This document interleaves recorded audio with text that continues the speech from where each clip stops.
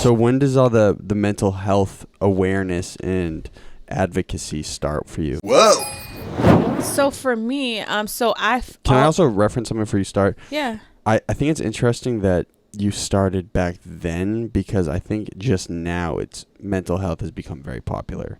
So you've been around it before it became like mainstream common talk. Yeah, so I wouldn't say, like, even though I was doing the thing at the shelter, I wouldn't have characterized myself as aware, because I had my own struggles. I've always struggled with depression. This is something I talk about a lot. I would have never characterized it as depression back then. Now, like, I'm so self-aware. I already understood what was going on. And I would like party and drink and stay in school and worked. I always had a job since I was 14. So like, because I was exposed to the work life is probably another reason.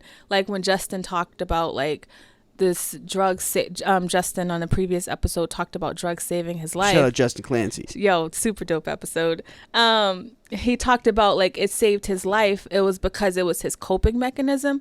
And I say like we can all cope in different ways. I just happen to take the work school thing. He took the substance thing. And but they both like helped me like mask a lot of things at the time that I was struggling with. And then so you feel like you were exerting yourself in societally what would be viewed as like a more healthy manner. Yes. So like those people that like are working, like there are some people like they'll commit suicide and people like what the fuck happened, because they, according to societal standards, they're like literally like doing it the right way. Mm-hmm. So I was doing it the right way, but inside it wasn't the right way. I wasn't like, it wasn't matching up with my trajectory and how I was going.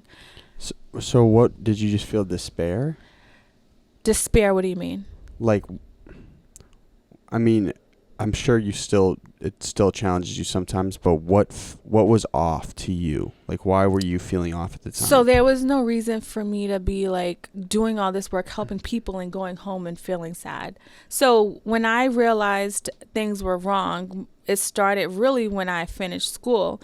And a lot of people I end up seeing, they start understanding like what's happening because I no longer have school to mask it. Besides school, there's the homework, the test. So all of my time, and I'm not that smart. Remember we just said this? You're whack at tests. So I'm like studying double time. And now I don't have that to cope. And now all I have is this space, like this pause that I always talk to people about having so that you can yeah. But you need that like space and that time to reflect, to understand what's happening. So like life isn't going and your like mental health and your internal self is like stagnant. Like that's not good. Yeah. So that was one thing I like wanted to talk to you about. I think that you probably have pretty cool input on is like work-life balance. So for instance, I work like kind of like a psycho. I do. One, it's like, it's the truth. And I don't even mean like glorify it. Like I just work a lot. Mm-hmm. And so I wonder sometimes if like, I was talking with Frank about this. If you have more balance, do you think you'll be more effective in the workplace?